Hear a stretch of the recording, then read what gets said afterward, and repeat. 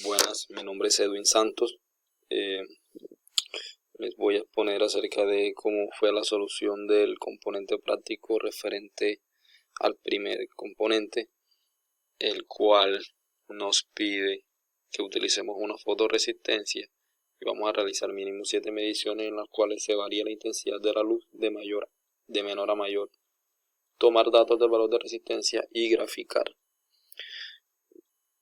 Voy a mostrarles en el software Tinkercad cómo quedó esta fotoresistencia, los valores que obtenemos al momento de variar la intensidad de la luz. Podemos observar que a menor intensidad de luz vamos a obtener una resistencia bastante alta, y a medida que vamos disminuyendo, esa resistencia se va haciendo cada vez más pequeña hasta que la intensidad de la luz sea máxima y vamos a obtener un ohmiaje bastante pequeño. Llevando esto a la gráfica, podemos notar cómo el valor de la resistencia disminuye y cae casi prácticamente a cero. Listo. Ahora vamos a segundo ítem del primer punto. En este caso vamos a utilizar un sensor de temperatura TMP. Nos dice que encontremos la relación entre temperatura y voltaje.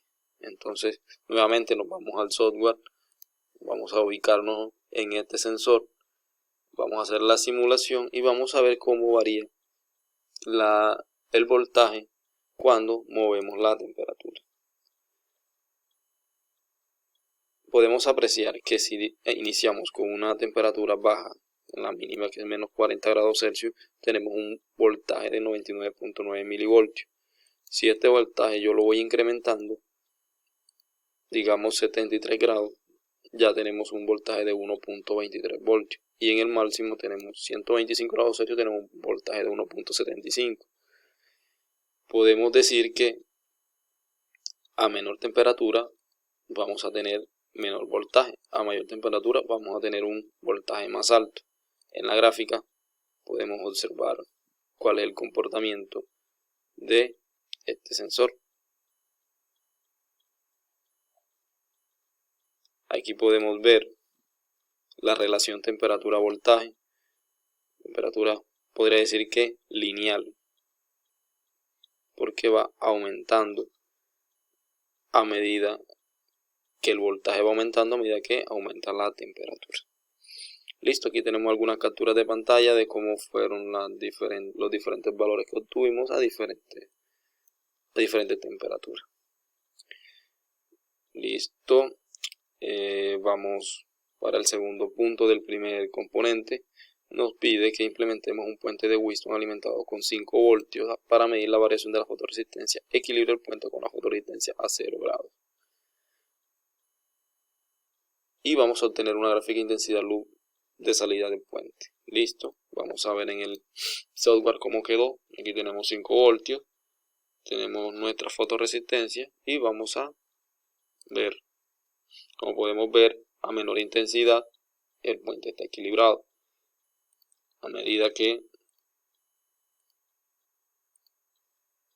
vamos aumentando, podemos observar el cambio de voltaje. En este caso me está dando un voltaje negativo porque conecté mal el multímetro. Bueno, haré la corrección correspondiente para analizar la gráfica en el trabajo. Pero podemos observar la variación de temperatura y que el voltaje se encuentra y que el circuito se encuentra en equilibrio cuando tenemos una intensidad de luz baja. Vamos aquí ya observando ya la corrección correspondiente del puente de Wheatstone. Podemos observar cómo nos queda y cuáles son los voltajes correspondientes que deben darnos. Y aquí podemos observar la gráfica. Tenemos una gráfica que va incrementando a medida que se va aumentando la intensidad de la luz. Para el tercer punto nos pide que desarrollemos un puente de Maxwell para la medición de la capacitancia. Realice los cálculos y compruébelos en la práctica. Bueno, antes de eso quería explicarles que para el desarrollo del puente de Wheatstone, en el caso de la fotoresistencia, esta fotoresistencia tiene un valor de 506 ohmios, de 180 kilo ohmios. Por tanto, cuando está a 0 grados a menor intensidad, por tanto debemos hallar el valor de esta resistencia. Para ello multiplicamos el valor de estas dos resistencias. Multiplicamos, esta resistencia es de 1K, multiplicamos 1K por el valor de 180 kilo ohmios y lo dividimos entre el valor de 1K que corresponde a esta resistencia. El resultado de esto pues nos va a arrojar el valor de esta resistencia, que en este caso vendría siendo de 180 kilo ohmios. Son los cálculos matemáticos que vamos a encontrar en el desarrollo del componente práctico. Listo, ahora nos vamos para el puente de Maxwell. Listo, aquí tenemos nuestro puente de Maxwell.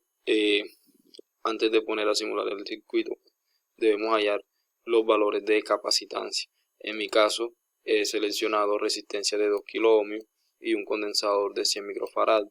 Entonces, para hallar, aquí tenemos, el circuito que vamos a implementar en el software. Tenemos que hallar la capacitancia y la resistencia en este caso, y estos valores pues se los vamos a asignar, que corresponden a estos valores. Para hallar el valor de la resistencia pues aplicamos la misma fórmula que utilizamos para el puente de Wheatstone. Multiplicamos estas resistencias para hallar este valor. Entonces 2K por 2K son 2K, nos da 2 kilo ohmios. Quiere decir que el valor de las 4 resistencias son de 2 kilo ohmios. En el caso del condensador utilizamos la siguiente fórmula, que la capacitancia es igual a R3 sobre R1 por capacitancia 1. Reemplazamos estos valores y nos da como resultado 100 microfaradios. Estos son los valores que nosotros vamos a utilizar en nuestro software. Aquí ya tenemos 100 microfaradios, que es el que yo asigné, 100 microfaradios, que fue el valor que hallamos, y los valores de la resistencia, que todos son de 2 kilo ohmios. Como podemos observar, con estos valores nuestro circuito se encuentra balanceado. 10 voltios nos está entregando 0 voltios. Listo, pues esto ha sido todo en cuanto al primer componente práctico. Muchas gracias.